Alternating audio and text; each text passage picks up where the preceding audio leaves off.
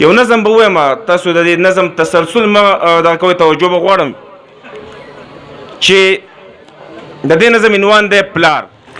له خپله کوره د پلار کور ته لاړم، له خپله کوره د پلار کور ته لاړم، څنګ کې مې رور هم ورسره ورونو، سلام مې واچو په دواړو باندې، سلام مې واچو په دواړو باندې، خو دواړه شونډې نه سپړدلې.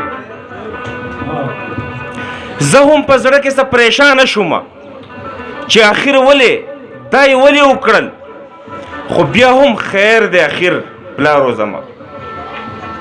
بس هر طرف ته خاموشي خوره وه.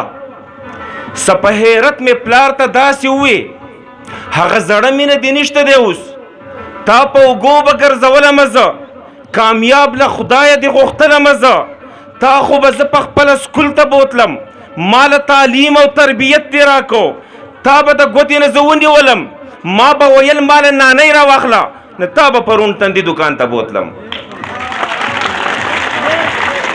مننه.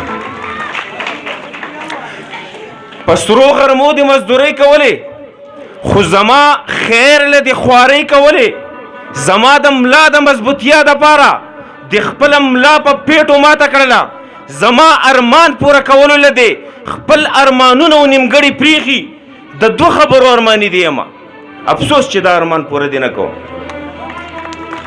یو وار دې یاد دی چې نه جوړومه، یو وار دې یاد دی چې نه جوړومه، ټک تر سهره اوده شوی نه وې، نن زه راغلی یمه درد ته دا ستا سترګې دې ما ته راوانړولې.